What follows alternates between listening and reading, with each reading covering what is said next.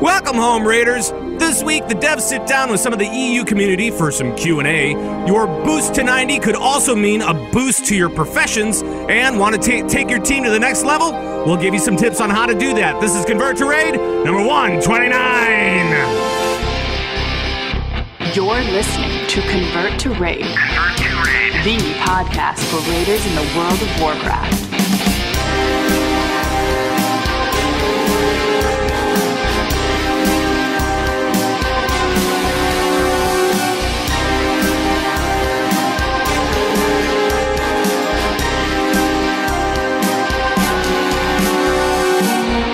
From the Convert to Raid Command Center in Minneapolis, Minnesota, today is February 2nd. It's Groundhog Day. It's Groundhog Day 2014. It is now 11:10 a.m. Central Standard Time, and thank you so much for joining us from all around World of Warcraft land. And hello, my name is Pat Krane. I'm your host of the show. I'm also called Zug around Airy Peak, U.S., and I'm still raiding with the old Resto Druid. Still doing it. As always, the players, they are here. From a now amped up and less serene Seattle, it's Dairies. Fortune cookies say. What? No, I'm just kidding. I'm not doing that. Get out of here. Oh, thank you. You scared me for crying out loud.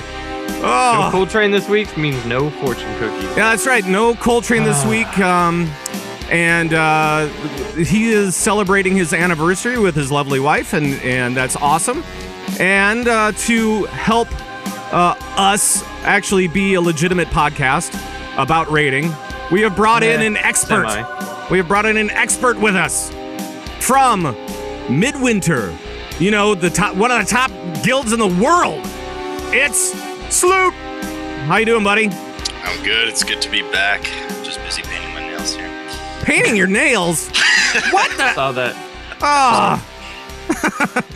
How you doing, man? I'm all right. How you guys doing? We are doing. I'm doing fantastic. I know that much. And as we get ready for the big game today, there is a foosball game today. Yeah, there's a who's playing again? Football. I don't know. It's a couple of. I think it's Switzerland, and who's the other team? Switzerland and I think Nigeria. Oh, it's gonna be a good one. That is gonna be a great game.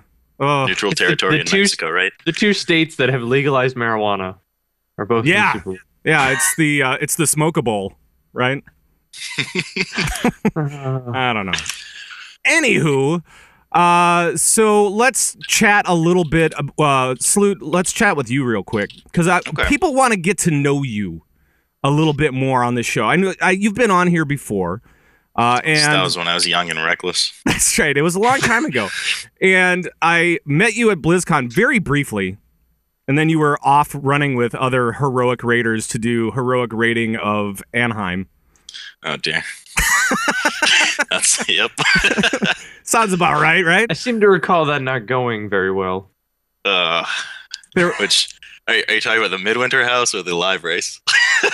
Well, we'll save the live race for a second here, but why don't you just remind people who you are and what you do with Midwinter, if you could. I am main tank at Midwinter, officer, and all-around good guy. Maybe. I've been with them for about 3.5 years, since late ICC, basically. Gotcha. Ruby Sanctum style, and been there ever since. And you're what are you playing right now? The ranks. Prop Pally. Well, every tank, but Prop Pally my main. But you have every tank as far as alts go and stuff like that. I do. Now, did you find yourself switching around a lot for the Siege of Orgrimmar as far as needing different tanks for progression reasons? You know, this is actually the first tier that I, on a progression level, switched to another tank for a few bosses, just because it's what you got to do during progression, you know? So what did you switch to? Tank, Prot Warrior. I went, starting at Black Fuse, I went Black Fuse Paragons, Garrosh on Prot Warrior. And it was, and you know, I did the fights because, you know, I'm a stubborn butt, so I'm like, oh, you know, paladins can do everything. But I tried both fights with paladin at the start or paladin halfway through, and just the difference was like phenomenal for a raid. It was just really, I don't know, yeah, banners and damage output and all that kind of stuff. Not that paladins suck, but there was just clearly too much advantage for the warrior. Right. Now, and also, Midwinter is kind of known as being like laid back progression. I mean, as far as like your attitude and stuff like that, you kind of have this thing where the WoW community goes, oh yeah, those guys are so laid back, and yet they're able to like really progress like at this heroic level and really blow people's minds as far as how you're able to do that. Do you think that that's a fair rap that your team gets? Yeah, I think these days it's a bit exaggerated because, we did used to be, raid 4 hours a night, raid 5 hours a night. Like, I'm not going to lie, that obviously has gone up, as have our ranks, but, we definitely don't raid to the level that, BL and Method and that kind of style does, for the first, until it's done, the whole, 12, 13 to 16 hours a day kind of thing. We just can't. We'd like to, but it is what it is. So yeah, we do pretty well. And in terms of laid back, I mean, I can only maybe on one hand count the amount of times that somebody's lost it and yelled in Mumble or like on a live stream or something, and then people watch like Rig or something. It's just it's night and day between the two, right? Yeah, there is a difference between Blood Legion and Midwinter. Go figure. And it's more than just your faction. Because those guys are Horde, your guys are Alliance, right? That's true. So how often when you were doing progression, how often were you raiding? Well, we go 7 days a week during progression. We always have. Well, but it wasn't. But what was it, all day, or was it? No. We'd start at let's say we had this thing that actually a lot of members got mad over, so we're changing it where we'd be like, yeah, guys, just be on at 7. When we get 25, we'll go. But then what would happen is, we'd get 21 people at 7, and then those 21 people would have to wait an hour for everyone else to show up. So not very fun, right? Right. So usually, let's say about 8 o'clock p.m. Eastern till 2 to 3 a.m., something like that. That's not terrible. I mean, it's manageable. For being still participating in the race to world first, which I mean, at that many hours, it's incredible how well you guys finish on a regular basis. To be fair, we was officially state. I mean, we never actually compete for world first. You just can't. I mean, there's skill involved, but you're still. I mean, you guys are still world class level guild. I mean, it's crazy how well you guys progress for the amount of time that you spend versus everybody else. I guess so. Yeah, it's pretty cool. Thanks. So maybe we should talk about BlizzCon. Little bit. Okay. We'll go back to BlizzCon. I grab a drink or you may need one. This might sting a little bit because you and your team participated in the live raid, which was really cool. It was you guys versus Method, and you got a little hung up. What happened? Do you want the real excuse? Is it just that you were too stubborn to switch tactics? Is that what happened? Because you wiped on which boss was it? Which encounter? Shaman, and you just kept on wiping. Kept on going. Yeah. Right, so what happened was, I mean, there's just a bunch of different reasons that whatever. But the main, for whatever reason, be it everyone was hungover, tired. Computers with no UI. I mean, we had 20 people of our raiding team there, right? So basically our entire raid was raiding there. So whatever problems manifested ultimately led to our DPS was a lot lower than we're used to on live. So what happened was with our Dark Shaman tactic, it really relied on basically, zerging them down and killing them within, I think it was like 7 or 8 meteor hits or something like that. But because the DPS was so slow, we started getting to like 9, 10, 11. And that's when, people would just watch the live race and the raid frames would just go from 100 to like 10 and 110. And it was like, ooh, because we ran out of raid cooldowns. So we started wiping. And yeah, we were stubborn for the first couple of times. But the other thing was, in order to, we thought the first wipe we had was 3%. So in our mind, we're like, okay, well, by the time we'd have to get more healers in for our tactic, for our usual tactic, the safe one, 3 tank kind of thing. Is it worth switching? No way. Like, we just wiped at 3%. Let's just go again kind of thing, Right. So yeah, we were a bit stubborn. I mean, in hindsight, yeah, we should have switched after the first time, but after a 3% wipe, you don't think that it's going to happen again. You're like, oh, bad RNG, whatever. Well, yeah, and you guys aren't competitive at all. You're not like saying, no, we can do better. We can do that. We can do it. We can do it. Yeah. And you finally did. You finally did. We did. Yeah. So, I mean, it was kind of like nerves started getting the best of everyone. Like after our first wipe, our mumble was just silent, and I was like, "Come on, guys, we can do it." and we just kept going. Yeah, and then I mean, for us, consolation at least, we absolutely trucked through Malkorok and Blackfuse and started Garrosh pulls. So you really did. I mean, that was the race would have been a lot different if obviously we didn't have those wipes, because we did the riskier strats versus method. So it would have been pretty interesting if we did one shot shaman. What would happen? But this was your first time in that competition, right? Yeah, in the live race, yeah. So I mean, you aren't necessarily used to it. Method's been there before, and maybe they knew something about just kind of being at the venue versus everything else, and I don't know. Well, they also sent Trekkie. It's like 3 a.m. the night before the race, and we all had to get up at some abysmal hour, 6:30 or 7, to be there to set up and all this kind of stuff. And it's like 3:30, and the Midwinter house was like probably the main party house at BlizzCon in terms of Raider stuff. And everybody left the house at like 3. We're like, okay, guys, we got to get to bed. Like there were like method guys there, SCO and stuff left. We're like, okay, we got to get to bed. And then like Trekkie shows up at the door at 4 a.m. We're like, what are you doing here? He's like, hey man, there's a party here. And he keeps like 7 of us up until 5 a.m. Well, he is kind of a weird cat though, because I see him all the time, like on Legendary, like on the hanging out in the stream and stuff like that. And it's like 3, 4, 5 o'clock in the morning his time, and I'm like, what are you doing, Trekkie? Go to bed. Yeah, I know he can't. He made a US tune, and it's in Midwinter, so we play because like he has friends in Midwinter, like we're all pretty friendly, and he basically operates on US hours in EU. Yeah, it's kind of strange. I don't know. All right. But for the rest of the live raid at BlizzCon, you guys moved it. Oh my God, that was one of the best things about watching you guys was not you guys wiping. That was like a lot of drama, but it was you guys coming back. That was It was crazy because you put in some really good strats together for speed runs.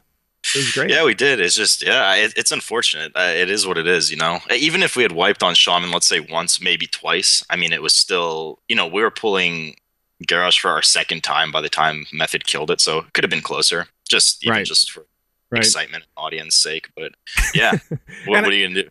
And I know that I talked with Ian and Lore that weekend as well, and they were like, why didn't they just switch up the strat? Come on. That's what they said to us after, too, on stage. We saw them after. It's like, well, what do you think? It's like, oh, come on, guys. We want this to be close. And it was... Like, of all bosses, too. It could have been like Blackfuse or something, but... Right. Right. But it was a good weekend, and it was great to meet you in person, even though it was very brief because you were busy partying it up. I stopped you and you were like, who are you? And I was like, you don't remember me? You showed me in the back of your shirt and I was like, oh crap, of course I know who you are. You had your beer goggles on. You're like, yeah, I probably your did. Long hair is so beautiful. I was like, okay. That's right. Oh man. Let's talk a little bit about what we've been up to lately. Dairies, you've been in football mode, haven't you? Yeah, everything's been crazy getting ready for a party today. Yeah. Just doing all that. It's been a nuts week. And then the other kind of football, playing a whole lot of soccer. And then yesterday, USA versus Korea in a friendly. So it's a lot of that. I think I played 4 soccer matches this week. Wow.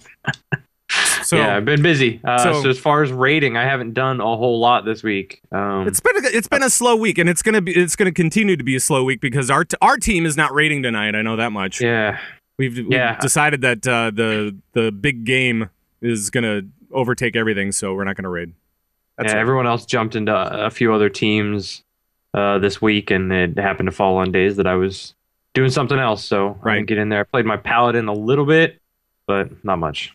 Right. How about you, Slute? What do you do on a normal week now that progression is over? I mean, how often are you raiding? What are you doing the alt thing, or what's going on? Yeah, I personally I don't do the alt thing. At least I haven't this tier. It's usually really fun for me, but I don't know. You want to kind of balance not getting burned out at the end of an expansion, at least for me. Yeah. Um, but yeah, so we raid, I'd say 1 to 2 nights a week. There's a rare occasion where it's like been 3 because a lot of guilds, including ours, you're in limbo right now because you got to downsize for Mythic, and but then how do you field 25 consistently every week? And it just becomes a mess. But aside from that, I don't know. I've been playing a lot of Hearthstone and D3 beta lately. Well, that's all right. That's cool. I've been playing a lot of Hearthstone as well. So talking about Mythic, what do you guys think about Mythic, and how are you working out who's going to be a part of that, or who you're going to be letting go, I guess? Because we only have 20 spots now instead of 25. Are you going to be carrying a good-sized bench, or what? Darius? No, for you. No, it's for you. Me. That's for you, Slute. Well, it's usually raffle style. Raffle? Just put names in a hat, and whoever gets picked, sorry, you got to find a new home. No, actually, surprisingly enough, the issue with downsizing is actually kind of solving itself because people retire. Yeah. It's just about the only problem that brings up is who retires. So, just because you have enough people retire to have a comfortable 20-man roster, what if you don't have a single healer, So Right. far, we've been kind of fortunate in who's retired and what role and stuff. And we've actually had to recruit because there's been too many people that have retired. So it hasn't been too much of a problem now. But, at the end of the day, still got to assess who's playing well, who's playing bad, that kind of stuff. And you have to let anyone go. And which is kind of ridiculous because, this is meant to be a game and all that kind of stuff. But at this level, it's almost like you almost run it like a business. Yeah, I bet it does kind of work out that way. And as far as are you finding that the gear changes are kind of a cool thing for Warlords? The gear changes being that your armor pieces will change with your spec, and are you kind of excited about that and what that could mean for your team? Yeah, I think so. I actually got my hands on the Warlords kind of teaser at BlizzCon. Yeah, so that was pretty nice, like the item squish and all that kind of stuff. So I think that's really cool. It'll definitely help with bag bloating and gear bloating and stuff like that. Not having to carry three pieces of gear for or three sets of gear for all my different specs for my palette and stuff like that. So I think it's pretty cool. It's nice that they're kind of flexing the option to have. Well, they're just making everything more flexible. No pun intended on their flexible rating. Right. But, Right. They can have, if there's a skilled healer that can, let's say you have a Thok style encounter where you just need 800 healers to get it down week 1. You can have some of those DPS that are used to healing once in a while, not have to collect so much gear.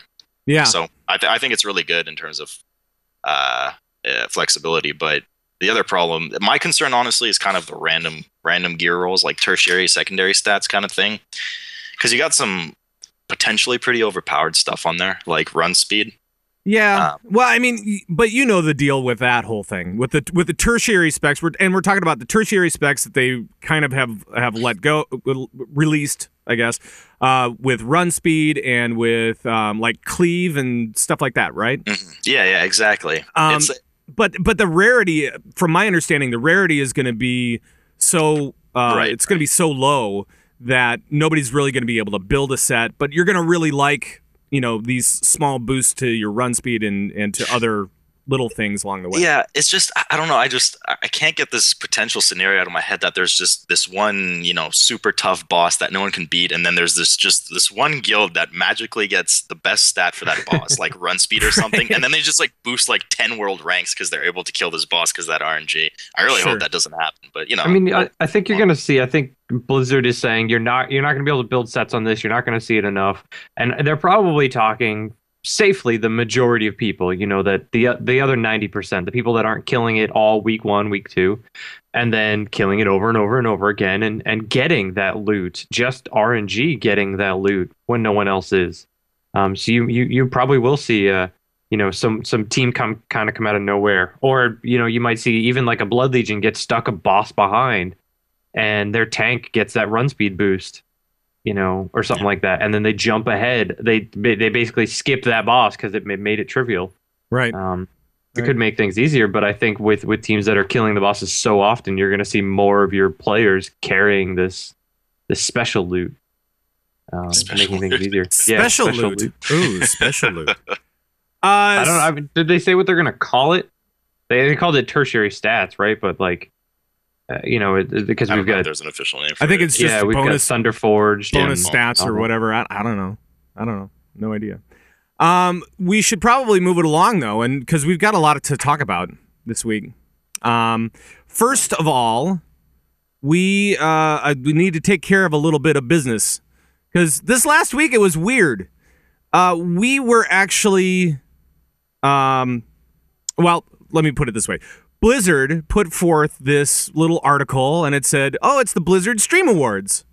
And they're trying to celebrate, along with Twitch, they're trying to celebrate a lot of the best, or some entertaining streamers out there, which is really great. And it's good to see that they're supporting the stream community. And then I look inside on each of the different categories, and there's a bunch of them. There's like 14 different categories. They're offering $45,000 in prizes and all this kind of crazy stuff. And I look inside each of the categories and I'm like going, okay, well, who's in here? All right. These guys are good. That's great. And then I open up the community channel one. And what do I see? I see that Gamebreaker TV has been nominated for a Stream Award. So, and it's not just Gamebreaker TV. It's specifically Legendary and Convert to Raid, which is cool. Which is so cool. I hear those guys are kind of cool. Yeah, so I'm going to give ourselves whoops, I had the sound down too low. I'm going to give ourselves a big round of applause there. Because this is pretty cool. It's great to be nominated, and thank you for nominating us. And you guys, our listeners, have a chance to vote for us. But it's going to run out pretty quick because it only goes through. You can only vote up until Wednesday, through Wednesday. So Wednesday February the 5th. The 5th. Yeah, it's the 5th. And then You're the winners is after the 5th. And then the winners are going to be announced later this week, I guess. So, right before the Olympics. So it's their kickoff to the Olympics. I heard that the winning streamer gets the final boss in WoD is named after them. Oh, really? Is that it? Is that it? No. It'll be the what the final boss will be soda poppin'. And I was talking with Krane Hellscream. Oh God, wouldn't that be great? And yeah, no, not really. Man, but I would want to kill that over and over and over and over. I know. Tell me about it. I'd just be taking screenshots the entire time. That's all I do all the time. No, but it's pretty cool. We're nominated alongside of casters like Day9, Artosis, Chanman, and those guys are kicking our butts right now in the vote, which is totally understandable. Day9 and Chanman are absolutely phenomenal. Artosis is great, and there are many awesome streamers out there. So please, I would like for you to vote your hearts and minds for these awards. It's pretty cool, and I think this is the first time that they've had that, right? I mean, I haven't seen this before. Unless it was in some weird secret society. Huh? Yeah. So they did it in the on Twitter. They asked. I remember a couple months ago they asked, what are your favorite WoW podcasts, things like that. And I think this is where they got their idea to kind of do a big awards thing. That's cool. Well, you can get to the voting. It's on the front page of the worldofwarcraft.com, and you can vote through Wednesday, February 5th. Please vote. Vote as often as you like, I guess. Sure, why not? And you can actually see the tally of the percentages of where these people are at as far as their votes and stuff. We're not going to win. We're not going to win unless of course you guys help us. Unless of course you guys help us, so we could still win this thing. We could still turn it around, man. Everyone stop voting for Day9. It's a big uphill climb. Take your votes away. Yeah. Take your votes away from day 9 and put them to Game Breaker. Yeah, do that. All right, let us move along into the raid news. Calling all raiders from around World of Warcraft land. This is raiding news. All right, it's time to check out what's happening with raiding news around the World of Warcraft. And first up, several members from the EU community had a little meeting at the Blizzard EU campus in Paris, in Paris. And they even had a video conference with a couple of the Blizzard devs, Brian Holinka, the PvP guy, and our guy, Ian Hazzikostas, the encounter guy. One of the topics that was brought up was heroic 5-man difficulty, and Watcher had this to say. To some extent, we're looking to make heroic dungeons in Warlords of Draenor more difficult than they were in Mists. Sounds kind of interesting, right? And now, as far as it goes for you guys, and I'll get into some more quotes here as we kind of move along, where do you guys want 5-man difficulty to be, and how was compared to where they are right now in Mists? And Dairies, let's start with you. Where do you want difficulty to be for 5-mans? I didn't think the Mist dungeons were difficult at all. Even, fresh 90 going in there was never really a challenge. There were some really cool mechanics that if you didn't do right made the boss a little harder, but never that difficult. I still, looking back, I think some of my most favorite dungeons were, the remakes of ZA and ZG, maybe Halls of Lightning, things like that, where people queue for them and you just know, like, you get that groan. You're like, oh man, this.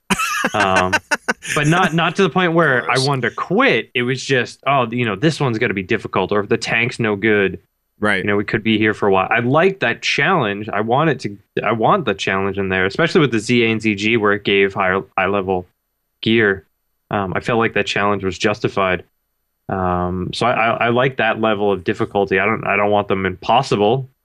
Sure. But definitely mop dungeons I didn't feel were very difficult. I didn't even think that the Kata dungeons were very difficult. They remember them saying they were going to be more difficult. They required more CC. But all that meant was just the dungeons took forever because everyone CC'd everything all the time. Right.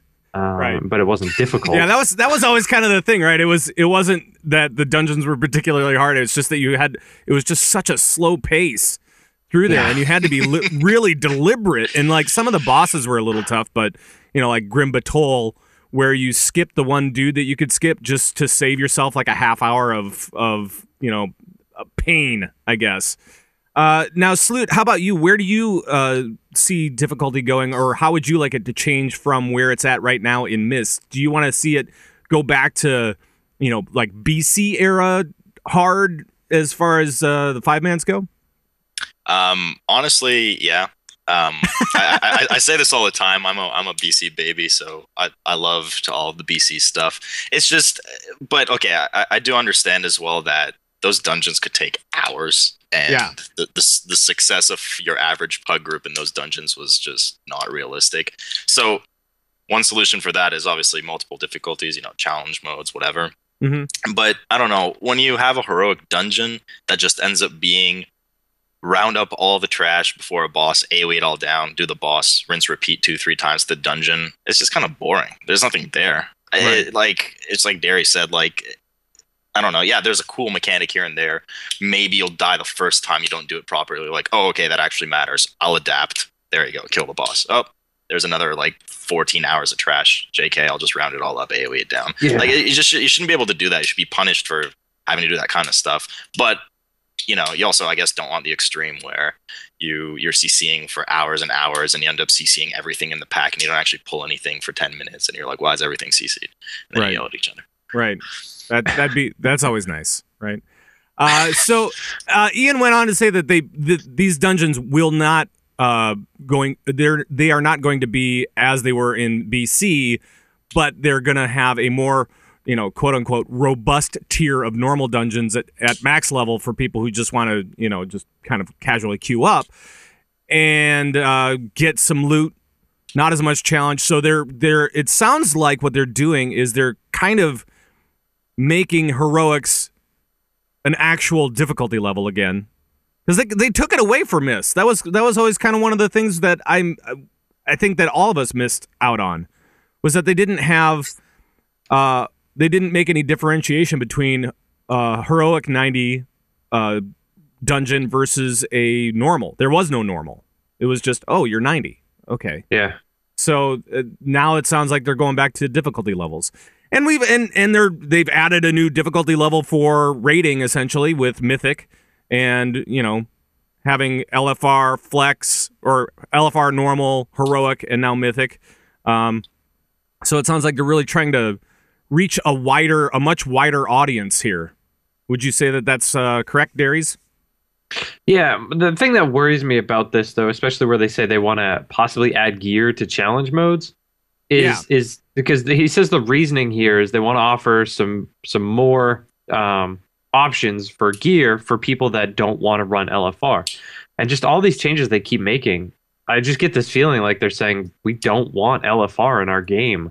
How can we push this out even further and further? And that I don't want Blizzard to be saying that about modes in the game. I don't want them to be marginalizing things like that. I mean, well, I think here's the quote, just so that everybody knows.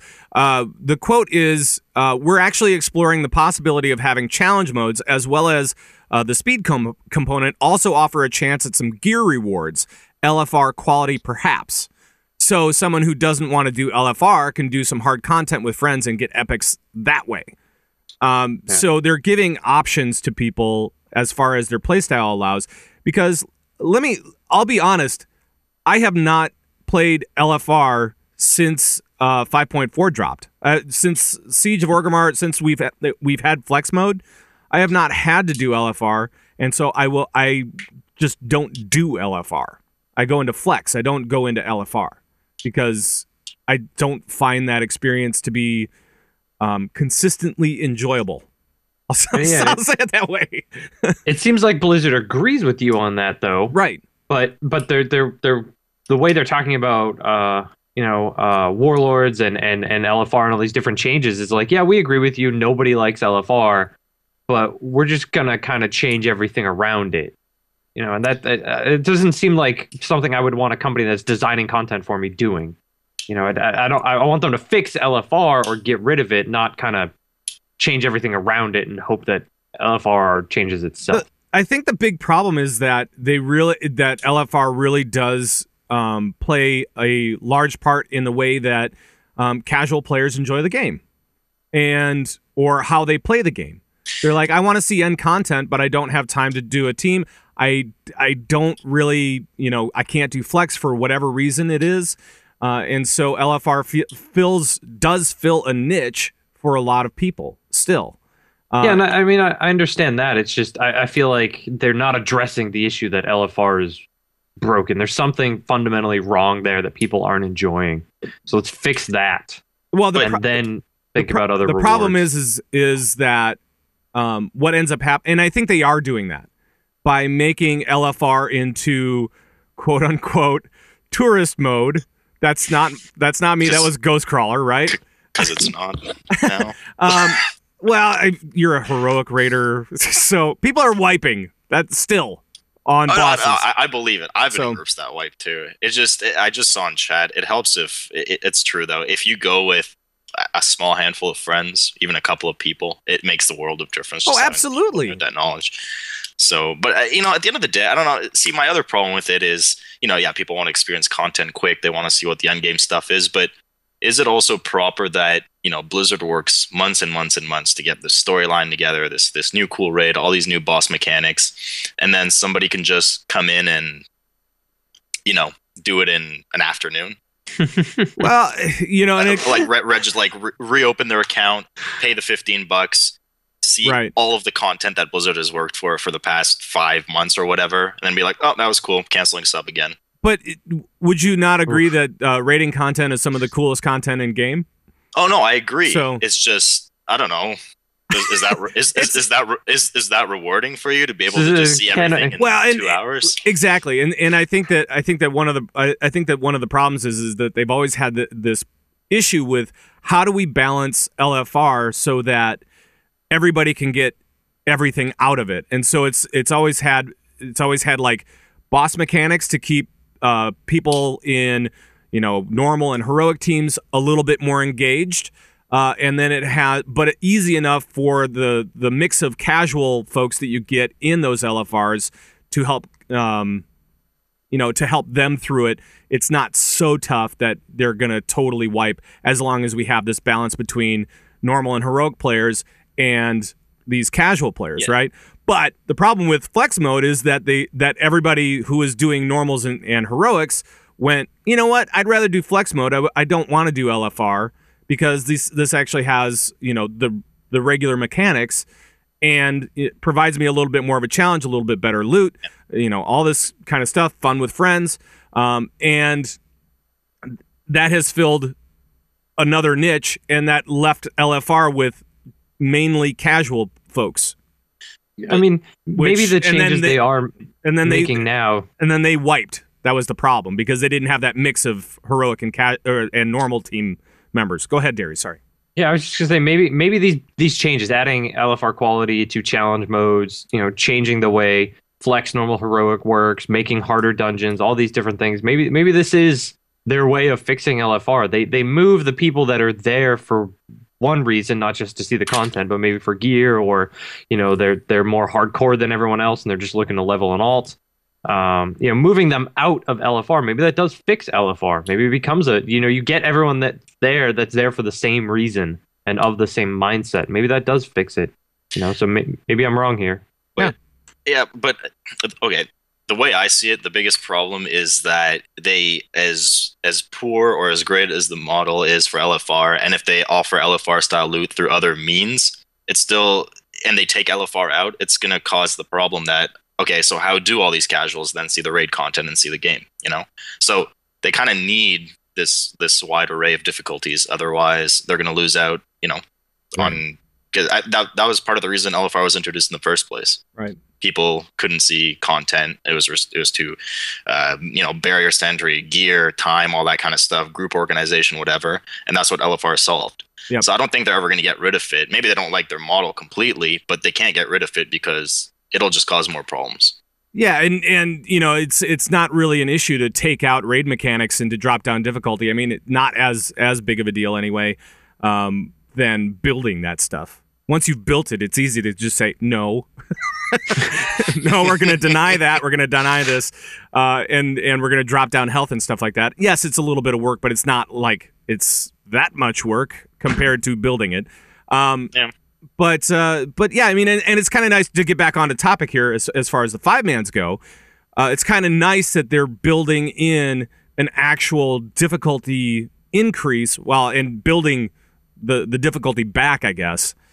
So that we can have normals and heroics and feel like we are putting ourselves into more of a challenging area when we do that. So that's kind of cool, right? I mean, at least it gives players that are used to doing heroic content or normal raiding or whatever a chance for better gear and more challenge. Yeah. So I don't know. Another thing that popped up was talking about raid mechanics. And the question was brought up. The question was, in terms of mechanics, we've seen a lot of fights more recently with interesting and varied mechanics. Is that because you've seen that players are getting a little bored with standard tank and spank stuff? And they said, yeah, we're going to try to change it up. So we're going to try to change it up even more for Warlords. Can they do it?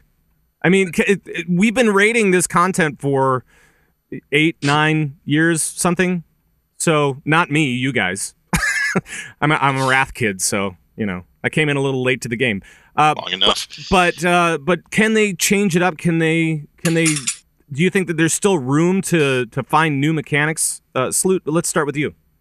Yeah, I think there is for sure. I don't think we're ever going to have a situation where every boss of a tier is unique in itself and all this kind of stuff. But hopefully we have more black fuse style situations going into the future. Because I mean, everybody agrees that was an awesome boss, unique. I think the primary success of it is that every role had something tough or fun or engaging to do in that fight. Aside from it, being a crazy nightmare and stuff on the ground everywhere. Right. Because coming from a tank perspective too, one of the complaints, and I keep seeing the blue tweets on MMO all the time and stuff, is that there's too many. The whole tank swap every 2 stacks kind of thing. The other tank just sits there doing nothing the whole time. It's just getting so dry. Yeah, it really is. It's not fun. So where there's a fight like that where you need to split stacks and all that kind of stuff, it ends up being just kind of dull because you only enjoy the fight for 50% of it, and then the other half you're just you're off to the side and you're not really contributing, especially if there's no ads or so. I definitely think they can, absolutely. And I think one really big step for doing that is the consolidated raid size with Mythic, because they don't have to focus the 10-25 balance, and this boss is so hard, and they can really just focus on giving that solid experience like it was in BC. Now, what do you expect because of Mythic? What are you guys expecting as far as mechanics or just being able to complete these encounters? What are you expecting with Mythic raiding specifically? Slute, why don't you go? I mean, from like a difficulty standpoint. No, from like a mechanic standpoint, I guess. Maybe from that. How are they going to freshen it up for this Mythic standard race size? The thing is, there's so many classic mechanics. Don't stand in fire. This, that. I think a lot of it'll be how they apply these traditional mechanics and things in new and fresh ways. If you look at, again, Black Fuse, a lot of it was don't stand in fire, don't touch the saw blades. Stuff that we've seen before. Yeah. But it's how it was presented in the fight. And what people had to do in order to, tackle the ads and the new mechanics while dealing with the old. So I expect we'll see a lot of that. It's not like we'll never see a don't stand in fire mechanic again. I mean, that would be just ludicrous. I would unsub immediately. Right. But wouldn't that be great? It's just if you don't stand in fire, you win.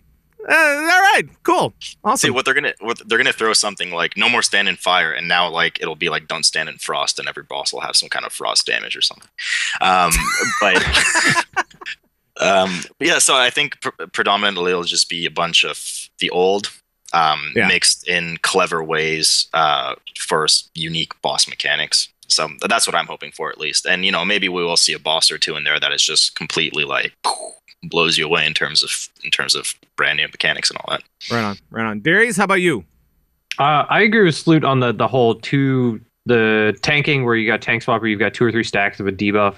I think Blizzard got angry or maybe just didn't like the fact that people were able to one tank a lot of fights in previous tiers. You didn't have to, and then you got tanks that are normally tanking are now swapping to DPS and not having as much fun. But I think the mechanic of here's a debuff that does nothing other than make you swap is a tired mechanic, and they need to get rid of that.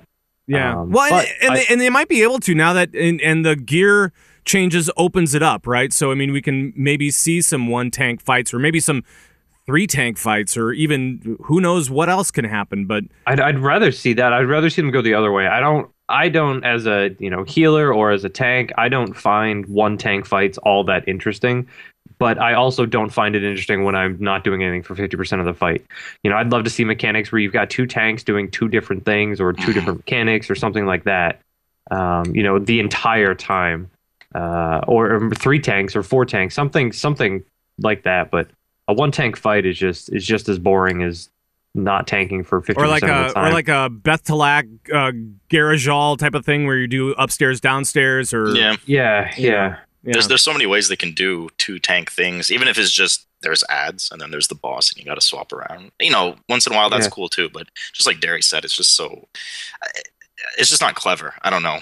Okay, 5 stacks of Sunder, swap tanks, like that kind of stuff. Well, and it's like they have to maintain some sort of expectations, I guess, of what you should be bringing to your raid, and it's easy to say 2 tanks, 2 to 3 heals, and the rest DPS.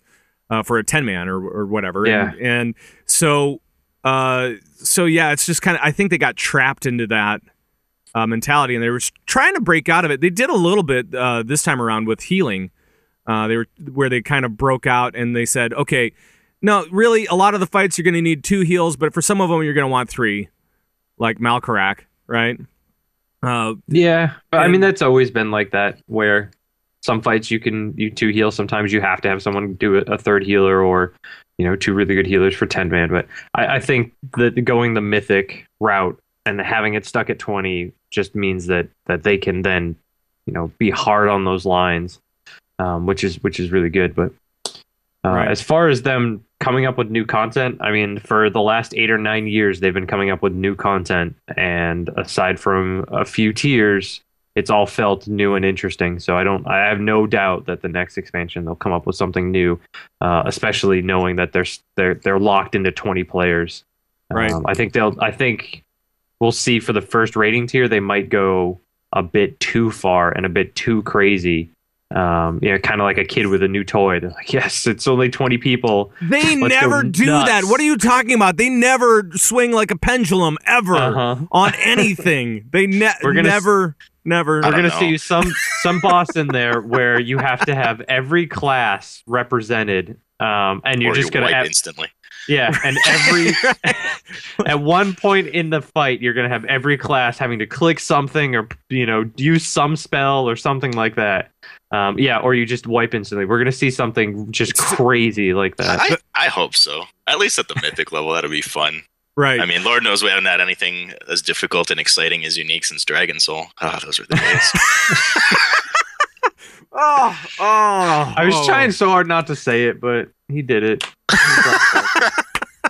Somebody had to say it. Oh, yeah. Oh, the good old days of Dragon Soul. Remember that? Yes. Yep. All My right. favorite raid tier. Respect. Shudder. Oh, man. Well, maybe we should move it along because I know that we've got a lot to talk about today. And one of the next things is on the PTR, the level 90 character boost UI is now available, and you can kind of take a look at it if you want. I don't know if you guys, Slute, are you spending a lot of time on the PTR? No. No. No. I usually check it out for a bit and whatever. But predominantly, I mean, as a guild, we only do it for, testing purposes and, Sure. and class changes and Sure. rating, progression, advantage related kind of Right. stuff. Right. So yeah, I've checked it out a bit. This one, I've seen it, but I haven't spent too much time on it. Okay. Well, I'm getting beta instead. the level 90 character boost is up on the UI. You can actually go and test it, and all that kind of stuff. And the cool thing is that you can also get a veteran boost, veteran in quotes, air quotes, boost to your professions, which is very interesting. So if you have a character level 60 or above, and you go through this process, you also get level 600 professions as well. And it's kind of crazy. So you have to have learned the professions before you get the boost. So it'll take even a level 1 and put you right at 600. Now, Dairies, what do you think? Is this a good thing, bad thing, what? Who's gonna buy all my low-level mats? Blizzard Right. and then sell them for money. Right. Yeah, exactly. there goes that whole market. You get someone that's a level 60 with 1 in tailoring. Now who's gonna buy all my cloth? That's gone. I don't think, aside from that, I don't think it's that big of a deal. It's not like you need to know how to play your profession. So, having a max level profession. But is having fine. a max level professions just means that you don't have to go through the hours and hours of leveling. tedium. Weird. Yeah. Kind of like when you'd boost to 90. Yeah, exactly. Exactly. So it's kind of cool that they did this not for level 1s, but for level 60s, right? So you can go through that lower level content and be able to still kind of play, right? I mean, just level up and then a little bit. Take a few hours out of your day. Go play to 60. You're done. Yeah. It's so easy to get to 60 and just pick a profession and go. I don't think the boost to 90 or the boost to 600 professions is that big of a deal. There'll be more people playing, and in this case, it'll be better because you'll have more people with max level professions that might give them a little bit of an advantage in their rating, Right. and that's always better. Right. Now, Slute, are you much of an AH guy? Not these days anymore. I used to be, but nothing like controlling it. No, Baron AHing or anything. But just selling mats and stuff. Sometimes you find that something is completely overpriced. You go farm it. Sure. That's why you have alts with gathering professions. So yeah, the thing, it's just weird because in Warlords, they really tried to move away from all the boring mandatory stuff, when you get a piece of gear, enchant, gem, reforge, and all that stuff's basically out the window now, Right. So it's just kind of surprising that, to me at least, professions have become a bit dull as well, especially top tier rating. You need to have these best professions. So go do it. It's not exciting. It's just a gold sink. You just go do it and it's done. So I don't know. I'm kind of hoping that, I guess this is a good change for people like that, pay to finish it. But I'm curious, like Dairies said, how it's going to affect the AH, because it will. Yeah, it will. Do you guys think that'll impact it a lot? As far as, I guess that market is pretty much gone then, right? It depends on whether or not they let you buy a second or third boost to 90. If you only get your one when you buy Warlords or you pre-order whatever it's going to be, then you're going to market, isn't it? What's that? They said they were thinking about allowing you to buy it, a multiple boost to 90. But if it's only one, you'll see everyone boost a character to 90, and that'll be it. Then everyone, if they want an alt, they're going to have to level again and level their professions. Yeah. Or if they want to swap professions, they're going to have to do it again. So I don't think it's going to destroy the auction house market in old mat regards. It will have an impact, but I don't think it's going to be huge. If you are allowed to purchase multiple boosts to 90, though, and that comes with 600 profession, then you're going to see a huge drop off. Right. I don't know, thinking about it, I don't know if they do that, though, because they would screw themselves over. Nobody would ever see old content again. Yeah. I mean, unless you didn't want to pay, but, let's be honest here. And it would kind of... Yeah, I don't know. Well, I think it's kind of cool because they have it for this veteran boost instead of just whatever. So you're talking about leveling up to 60, so you get to see some of that revamped new content that they put in for Cataclysm, which is cool. You get to familiarize yourself with the game if you're new, and before you do the boost, you go, oh, you know what? Let's play to 60. It won't take all that long, and I get to kind of, monkey around with the game, whatever. And, that way it kind of is also a gate for those veteran players that are like, yeah, you know what? The last 30 levels, they take kind of a long time, especially those last five. Those last five, which I'm on with my priest right now. It takes a while. What have you done? Right. But I know. But I'm actually worried that you just mentioned the veteran players and stuff. I'm actually worried that if they do include, just pay for 90s and stuff, with the amount of alt play and alt rating that you need these days at top tier rating, it's just, that's going to become a thing. You'll be like, oh, shaman are overpowered. Okay, everybody go buy a shaman. Get it done right now. Like, we need 18 shaman in the raid for next boss. So I don't know. I kind of hope. And as we were just talking about with Mythic rating, it sounds like they're going to put a lot of emphasis on having a balanced team for that stuff. So hopefully we no longer see those days, right? But yeah, who knows what's going to happen with those mechanics and stuff. So it's going to be kind of interesting. Now, I was actually talking to Colt earlier this week about this whole thing, and his big comment was, wait, so if I can boost a level 60 and get 600 professions, I'm worried about the tunes that I have now that I'm going through and trying to level up my tunes. Like, he was doing, I think he was doing leatherworking and skinning this week. He was working on that. He's like, I want that now for my level 90 tune. I don't need the boost. I just want the damn profession boost, right? And so it's like, how do you do you think that that's ever going to be a thing where they do this veteran profession boost and have that as a separate thing that you can buy on the store? Dairies? If they're going to sell you an extra level 90 on the store, I could see them also selling you, if you've got a tune above level 60 or a tune that's already at level 90, pay an extra $10 and just... They sold those $15 hats. I know. I'm aware. I have them all. I know. So this is Sloot. Is this going to be a thing? Do you think? I don't know, possibly. They always seem to add little weird stuff to the. I think they're trying to. Yeah. I mean, the short answer, yeah. I think it could be a thing for sure, especially just because, in my opinion, professions really don't add that much to the game in terms of flavor. I'm sure there are people who disagree with me, but I enjoy like leveling a tune and mining a node on the way and stuff. And they're looking to take the rating part of professions out for Warlords too, so it'll have less impact. It'll be more. Did they say that they were? I thought that was the plan, was to make them less mandatory for rating. Well, I suppose because you're not doing as much gemming and enchanting and all that other kind of stuff. Yeah. So you won't need those professions necessarily as heavily as you do like right now, but you're still going to need them, right? So I mean, I don't know, whatever. Yeah, they have to offer some kind of tangible benefit rather than just farming the age. So I don't think they take.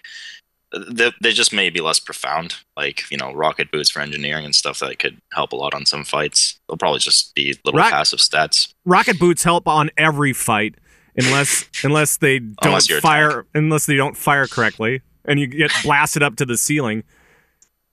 That has never happened to me, by the way. Never. Yeah. Garrosh phase 1. It's the worst. Just getting blown up, and you're like, oh yeah, I'm dead. Oh, great. Well, the first temple transition in Garrosh Heroic, where there's the 5 packs of ads. For a lot of those, you have to get to the back of the room quick. So we have a bunch of DPS using rocket boots, and during progression, you're sitting there concentrated, and the worst thing you hear is like, rocket boot failed, and you're just like, that's a wipe. Like that guy can't do his interrupts now. Like you just like want to like flip your table. Nice. Yeah, that's the one thing that I want them to fix. I just want it to work, especially rocket boots. Oh, everything else I don't care about, but rocket boots, man, get it to work. All right, let's move it along to another thing that came down this week, and that was this lovely infographic from World of Warcraft. And in it, and I'm just going to try to scroll through some of this stuff for the stream here. This makes for really good audio podcast. We see, but they released a lot of cool information along with these graphics and things like that. Now, was there anything, Darius? Maybe we'll start with you. Was there anything that stood out to you that was cool, interesting facts and figures? You're kind of a facts and figures guy. I saw they posted there was 3,900 minutes of music and sound effects, and I actually thought that was kind of low. That didn't seem like enough for me, where you've got so much voiced over in so many different videos, or even just some quests and NPCs talking, and the music for every different zone with multiple tracks. 3,900 minutes didn't seem like enough. I don't know. I just feel like there's a lot of music in there. They're lying. There is a lot of music, and they said 3,900 minutes. That's 44 CDs. Remember when those were a thing? What's a CD? What's a CD? Where I put my money, right? That's right. Oh wow, that's a cooldown now. that's a cooldown. So, Slute, how about you? Anything that really stood out for you on this? You actually just went over it. I don't know why I found this so surprising, but the mount, the rarest mount. I don't know why. The heavenly onyx cloud serpent. I don't know. That just kind of weirdly shocked me. And then the rest of the little mini pet battles. My terrible confession is that I love collecting Pokemon, like the mini pets. Really? In WoW. I can't help myself. Nice. Yeah, it was kind of cool. I mean, some of the things that stood out to me were, obviously over 100 million players, and that includes trials, which is incredible. And the 900,000 PvE, 600,000 PvP instances every day, plus 3.6 million pet battles every day, or pat battles. Pat battles. Pat battles. That's what it is. It's pat battles.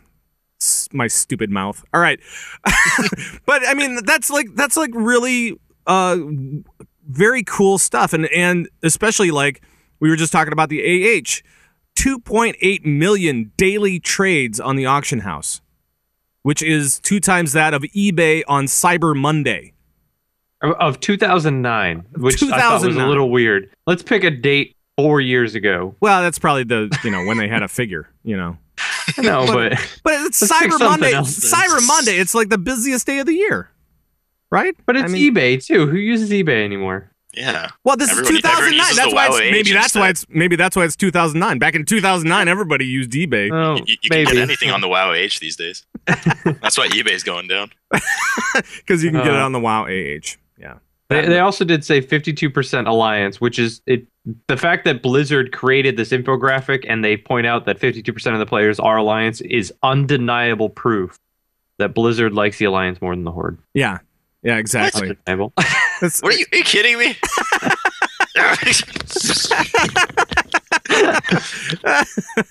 Yep. Have you seen how much red there is on WoW progress? Undeniable. Right. Undeniable proof that they love the alliance, which is why we switched from Horde to alliance, because it was undeniable. Yeah. They also said 1%. next year. They also said 1% neutral. Like, Yeah, all the pandas. yeah. People that haven't made it to level 10 yet. And that one guy who's like level 85 Yeah. and hasn't picked a faction. And he hasn't gotta picked a pick up there faction, by and he hasn't Irving. gotten off of the beginning aisle yet, and Yeah. he's just hanging out picking flowers, Yeah, picking flowers. slowly leveling at like 12 XP per pick or something. Just killing Good for that boars to 90. He goes by the name Double Agent. Yeah, yeah, Find him in the armory. yeah, and it's That's the one guy. He makes up 10%. and he's playing every day, 24 hours a day, and he finally made it to level 85 after a year and a half. Good for that Something guy. Everyone silly. needs a hobby, so Yeah, I guess. So that's, it's just kind of a cool thing. It was neat to see a lot of the numbers, like 9 million guilds created. That was pretty cool. And so, yeah, it's just kind of weird. Check it out if you haven't seen it yet on the World of Warcraft site. And now we're going to go and do some leading the raid. Leading the raid. When we can, we take a look into leadership issues for raid leaders everywhere. And this week, we're actually going to do a little special thing. Since we have Slute here and since we have Dairies, both of these guys have been in progression guilds that have been in the top 20, if not higher. I think both of you guys are actually top 10, really. I mean, Right? Midwinter for US, Midwinter is now number 2, right? Two Yeah. in World Yeah. Life. Yeah. And Exodus was number Slackers. 2, so we're both 2s. Yeah, you're both 2s. All right. So you've been in top 2 guilds. Yeah, what have you That's done lately, Doug? I Just level to 85. I've been working on my priest. I've been working on my priest a little bit. See that? Yeah, that's the thing. Once you get your priest to 90, I finally got that Withers pet that we were talking about there you last go. week. Yeah, I had to go over to my worried. Horde tune to get it. Go over to Dark Shore, purchase the Withers guy. You go into that guy that he's That like cave. weird cave. Is that Yeah, the it was like, little tree hey, Yeah, but if you're Love Alliance, him. you have to go kill him. He's not friendly to you, so you have to switch over to Horde and fly over there. That's what I've been Yeah, he's- doing. the one that when you put in water he grows, or used to. I was reading. Yeah, he doesn't on do WoW that There's anymore. a bug. Yeah, where he's not doing that right now. It's not- fix that. I was so he's excited, tired. and then I went to the nearest puddle, and nothing. That is preposterous. I mean, they're fixing stuff in SOO and they won't fix that. I know this is God. this is stuff that matters, Blizz. Come on, help me out here. No, but we're gonna take a look at today. We're gonna take a look at what it takes for normal teams, if you're rating normals, to maybe make that switch and say, you know what, we're not going to be just a normal team that attempts heroics. We're going to try to be a heroic team, meaning that you clear normals quickly, get into that heroic progression, and we're going to try to at least give you a little bit of a breakdown on some of the things you may want to think about as you get to that decision point, I guess. So maybe Dairies, you can kick it off for us. What do you think is like one of the top things that raid leaders need to think about as they move their team into a heroic position? As a raid leader, this is something that you have to start thinking about before the next content patch beforehand. So You this need to is start this is thinking good about- timing right now because Yeah. we have plenty of time before Warlords, right? Yeah, you need to take a look at your team and say, can we do this? Honestly, can we do this? Do I have 19 people here, 20 including myself, that can put in the hours, whether it's 4 hours a week or it's 50 hours a week?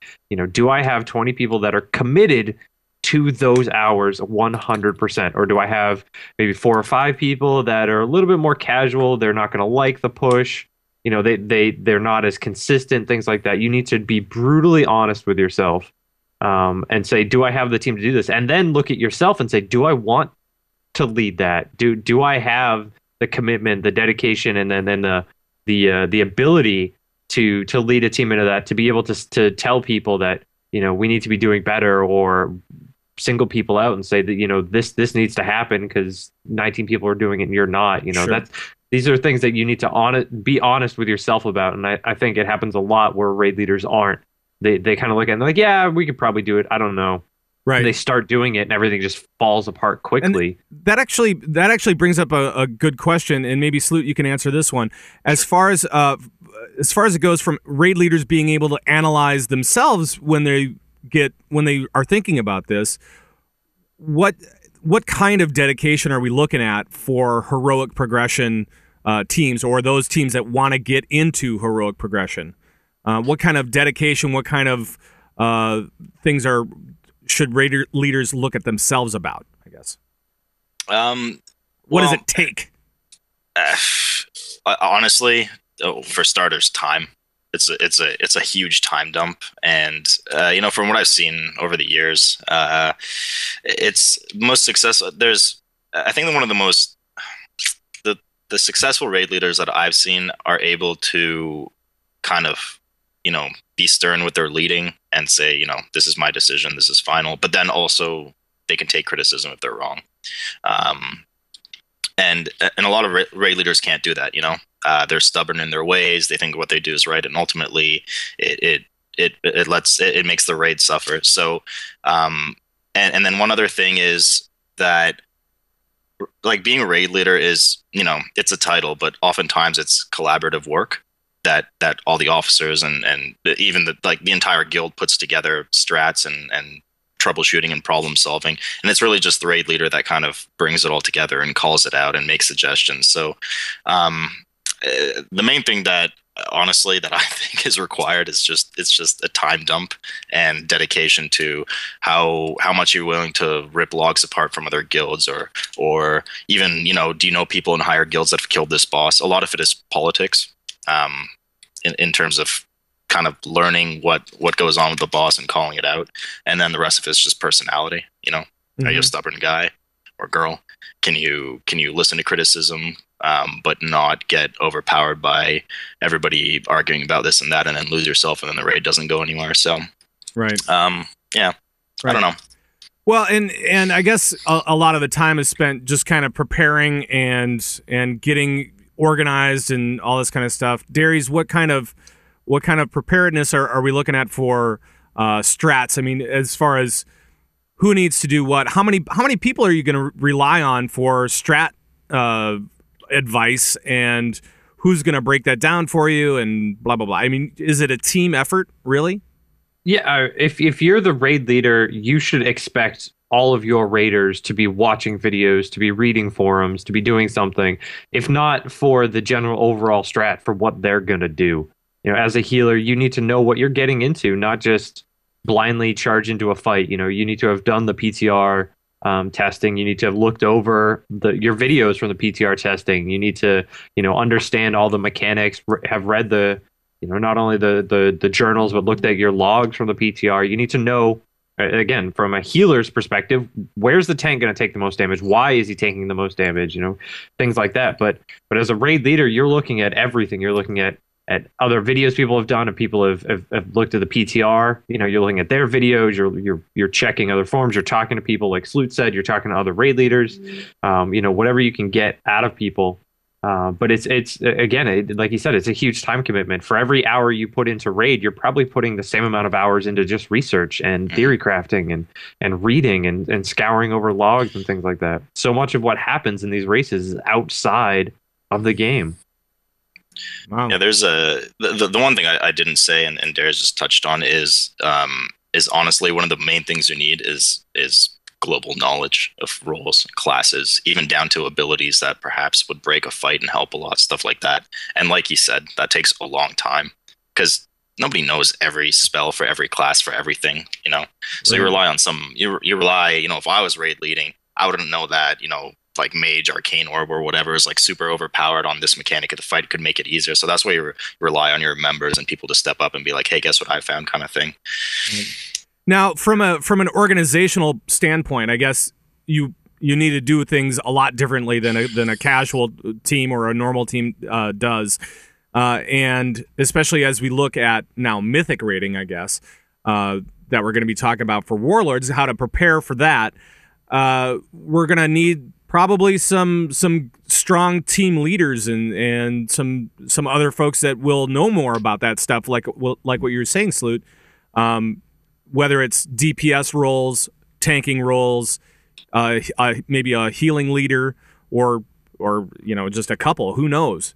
So, what kind of breakdown, Dairies, have you seen in your heroic rating?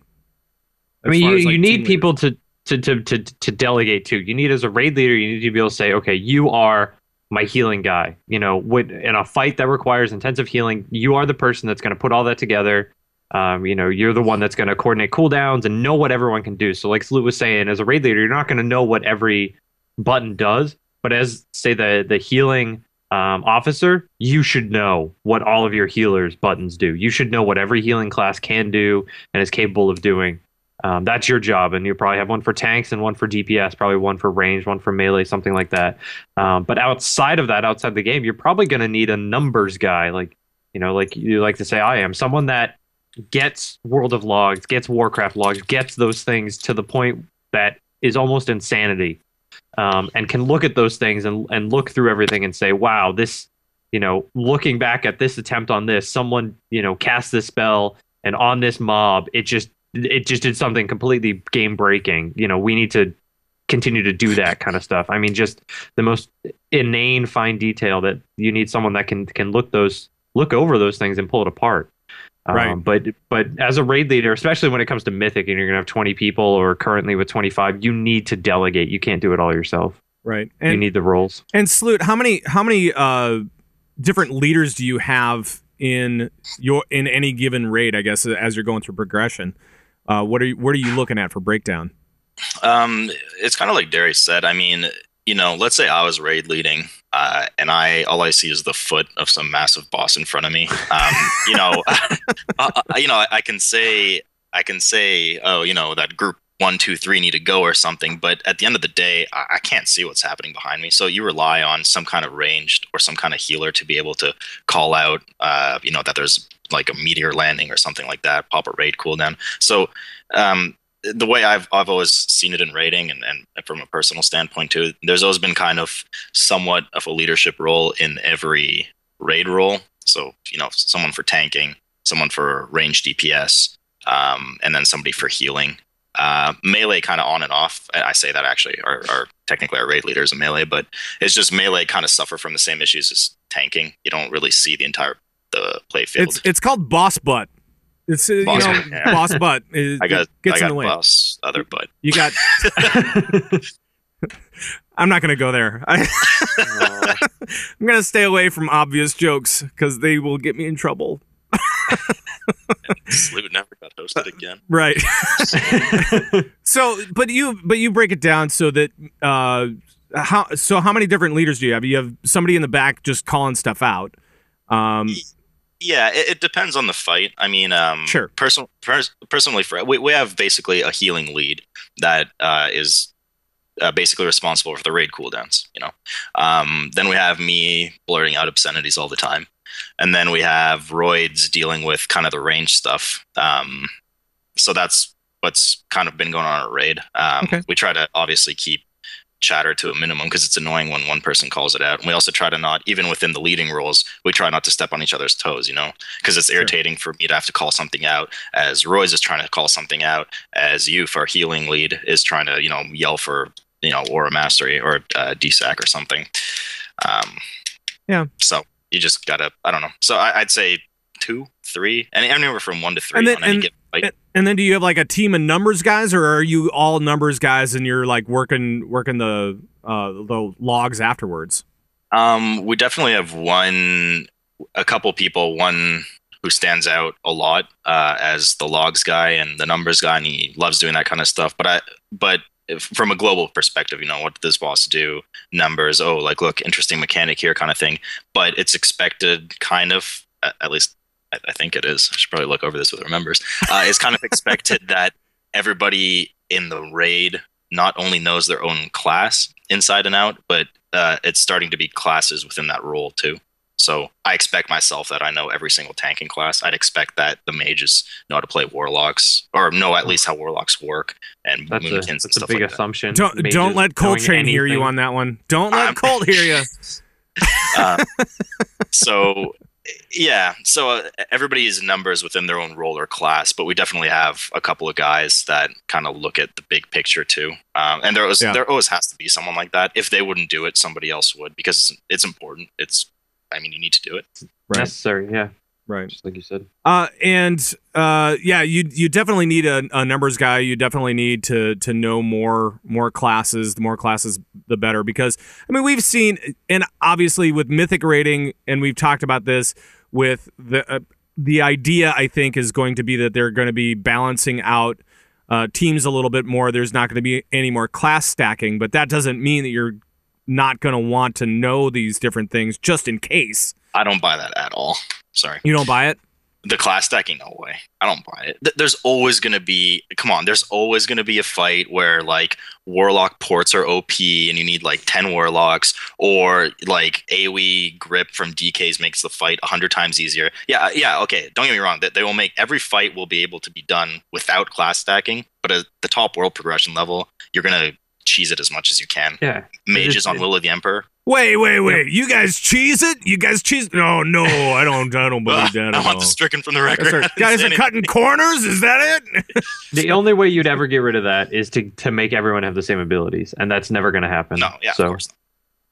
But there are some, they can give some similar abilities throughout the different classes. Not the same, because you still want flavor between all the classes, but, you don't give everyone AoE death grip or something like that, but something to maybe give, vortex to another class, or so you don't need a DK for, the way we do our Garrosh. You don't need it now. We overgear it, but it certainly made progression easier. I have an idea for that, actually. It's called symbiosis.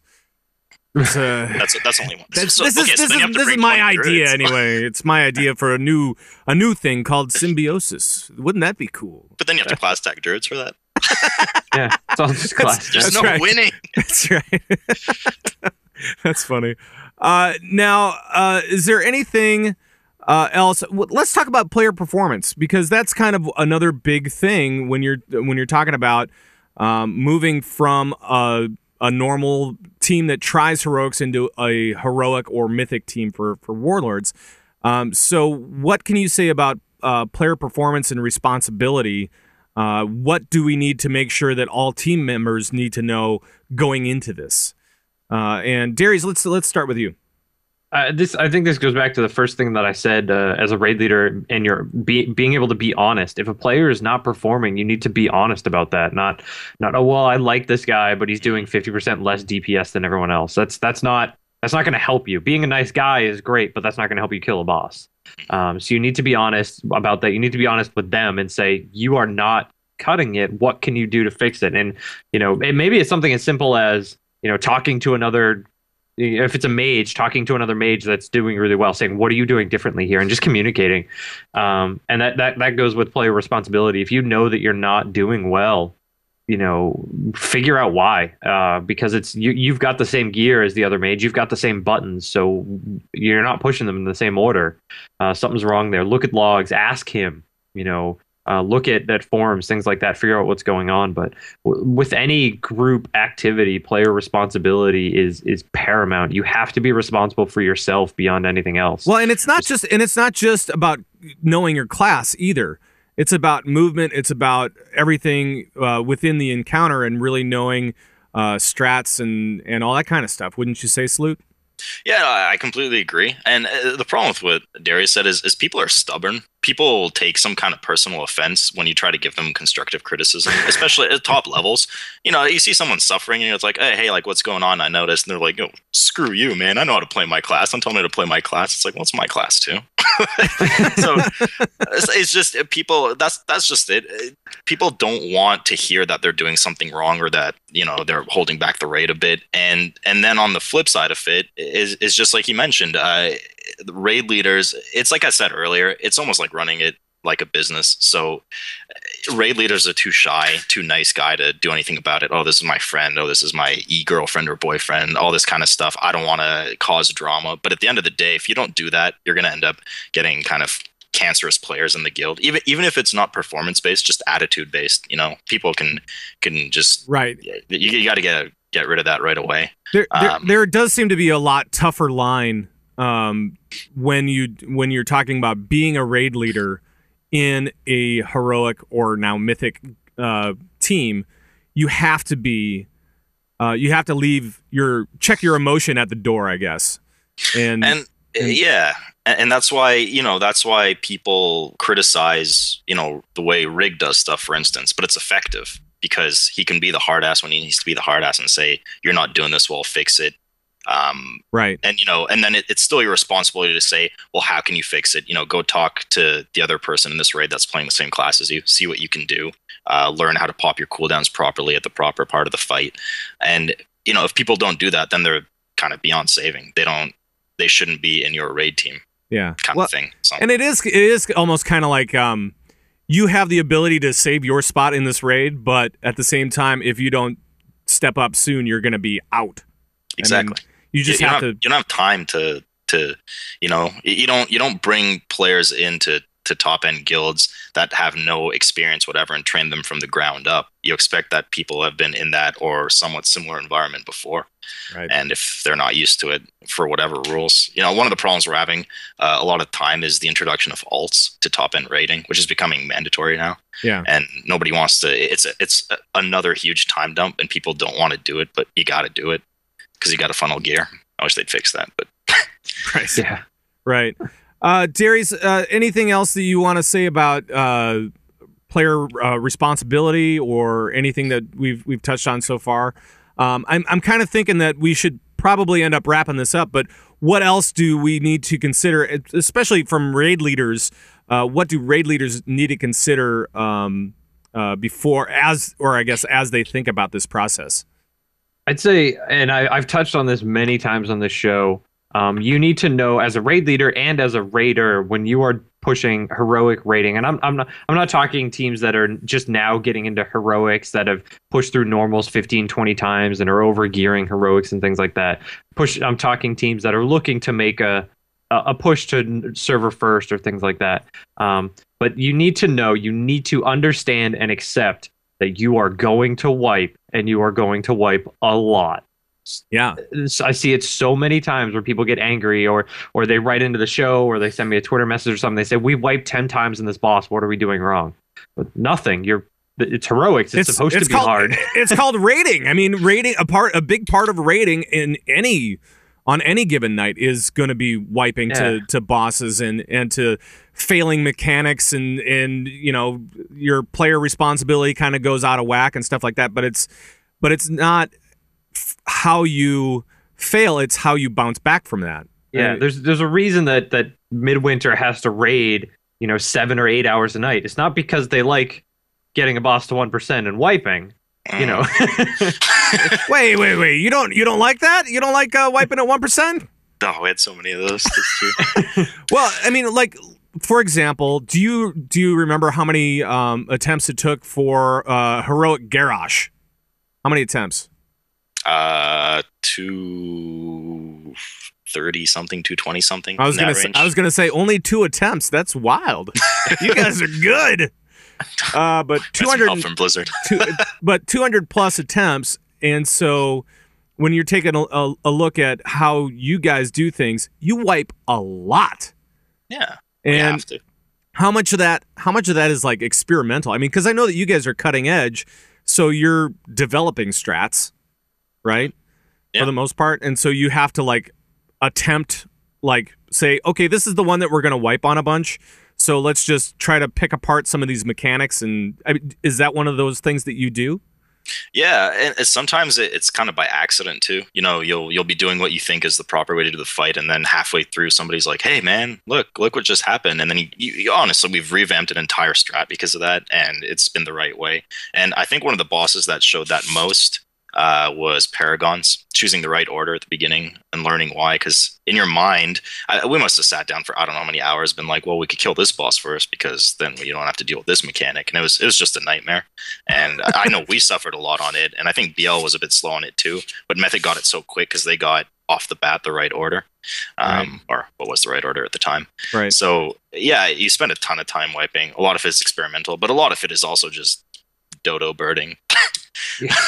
Somebody, face pulling by accident, or popping their cooldown at the wrong time, or taunting the boss and having it breathe on the raid. Oh god, I've seen it all. Yeah, you're going to wipe. Things like that are going to happen, and you just need to understand that's part of the game. But like Slute said, it's when it comes to this kind of raiding, if you pop your cooldown 2 seconds too early, that's probably a wipe. Yeah. The level of play required is so high that you should be on every single wipe you're doing, every single attempt, you should be making sure you hit that cooldown at the exact right second. Every single pull counts for something. Right. And you can't get frustrated after 10, 20, 50, 100 wipes. It's going to happen. And it's just part of the game. Right. Yeah, and it's, I don't know. I think that we should probably wrap this up now. But if you guys have questions or anything about what we've been talking about, please send them into the show. We definitely appreciate you guys listening and chiming in when able. So yeah, if you guys have questions, let us know. We'll try to answer it on future episodes as we kind of move along.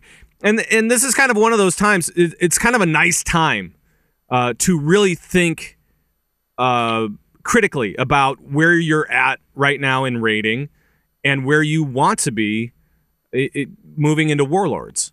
It really is a nice time to be able to kind of kick back and decide for yourself if your guild is ready to move on to that next step and what it's going to take. And hopefully these are some ideas anyway, some thoughts for you guys to move forward and to really consider this stuff. So good luck to everybody. You're gonna need it. That's very friendly. I'm sure everybody wants to raid now. Yeah, everybody's like, oh geez, now I don't know what I got myself into. Oh boy. But I mean, on that note, if this is what you're looking for, this is exciting for you. Everything we've said is something you want to do and you enjoy doing. So, it's not that bad. Right. It's not that bad. Don't worry about it. Wow. And I think that we have gone. Well, let's do one question. Let's do one question and then get the heck out of here. Yeah. We've got mail. We do. And if you have a question about anything about rating, anything about what we just talked about, or anything else, just let us know. We'll try to answer it in the show. You can email us at converttoraid@gmail.com or call our raid line 612-787-RAID. That's 612-787-7243. Or you can join during the live show and try to get a hold of us. Flag us down. We'll see if we can get to it. And this one actually relates to what we were just talking about. And I think it's still. I'm not sure if we answered it correctly, but Darius, can you read this one? This is from Tillich of the Horde side of Kill Jaden. He says, my question for you is, do you think it's possible to balance a friends and family type guild atmosphere while going into heroic progression, giving the precision and commitment needed to accomplish heroic kills? Or do you think it's necessary to become a bit more strict in terms of how things are run? So we're talking about friends and family guilds. How do those guys progress? Slute, do you think that leadership needs to tighten it up quite a bit? Yeah, I mean, we just touched on this a few minutes ago. Yeah.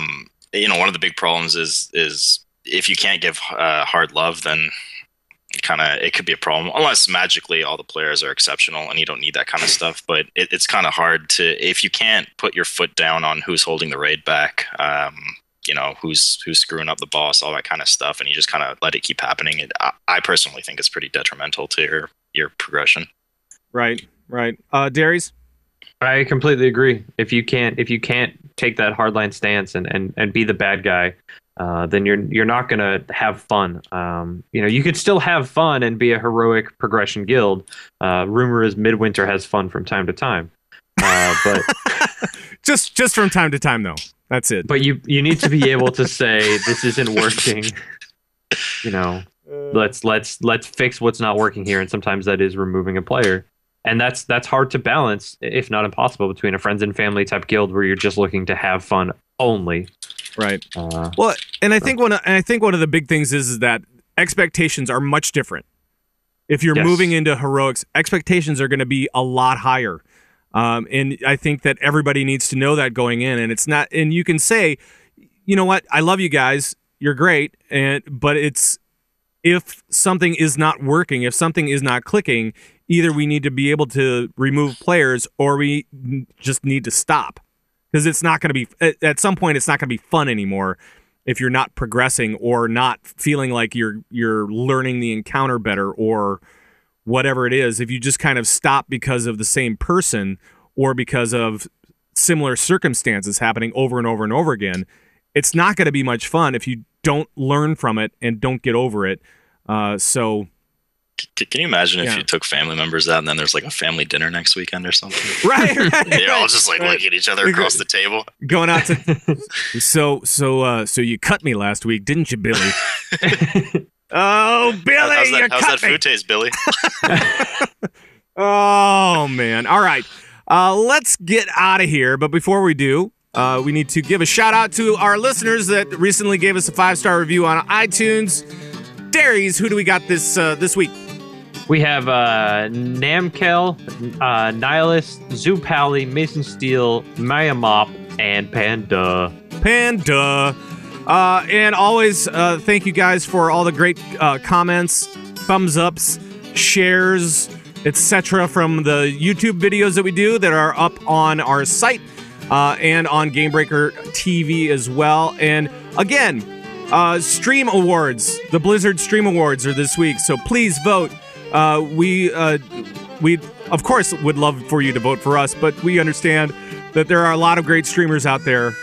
So please vote for these guys. We really appreciate being nominated. It was fantastic. I was like, whoa, what the hell happened? We got nominated. That's awesome. That's awesome. So any shout outs this week here, fellers? Any shout outs at all? I want to give a shout out to Slute. I hate everyone. And you hate everyone. Thank you, Slute, for joining us today. It's great to have you fill in, and while Coltrane, you can never replace Coltrane. You can, I could be his bald alter ego. It's nice to have you along. It's nice to have you along for the It's always fun. Yeah, it's always back. It's nice to have you back, and we got to do that more. Got to have you back more. If Cole was Canadian, I imagine he'd look exactly like you. So. By default. Right. All right. With that, I'm going to stop the music. I'm just going to kill it. I'm just going to bail out on it. So there. All right. And then I'm going to play this music. All right. We cannot do this show without you guys. Thank you for taking the time to rate us. Thanks for the iTunes stuff. Thanks for the YouTube stuff. Thanks for everything that you do. Thanks for talking to us all the time. And you can do that right now. Email us at converttoraid@gmail.com. Call and leave comments and questions on our raid line, 612-787-RAID. You can follow us on Twitter at converttoraid or individually, isn't that right, Dairies? You could follow Pat Krane at Pat Krane, that's with a K. You can follow Coltrane at _Coltrane, that's with a K. Yeah. Although he's not on the show today. So. Right. And you can follow me, Dairies, at BoredMind. And Slute, where can we get a hold of you at? You can get a hold of me on, just go to my Twitch channel. All the other social media's there. So twitch.tv/slutebag. There we go. And it's also Twitter at slutebag and stuff like that. So you can also join the Bazooba Guabo Nation by heading over to Convert to Raid. That's where we have show downloads, our videos, our forums, our guild stuff, everything that we do, plus tons of links for raiders and so much more. It's all over converttoraid.com. Our show is available on Stitcher, the BlackBerry Podcast Directory, iTunes, all sorts of other places. And that is going to be it for the show. Once again, Slute, thank you for joining us. And we hope that everybody had a good time, maybe learn a little something about going heroic. Or going mythic, I guess. And thank you guys so much for tuning in. We'll see you in our next show next week. Regular time, Sunday at 11 a.m. Central. And for all the guys that convert to raid, bye-bye, everybody. Bye-bye. Get back to painting my nails. Go Seahawks. Yeah, go Seahawks.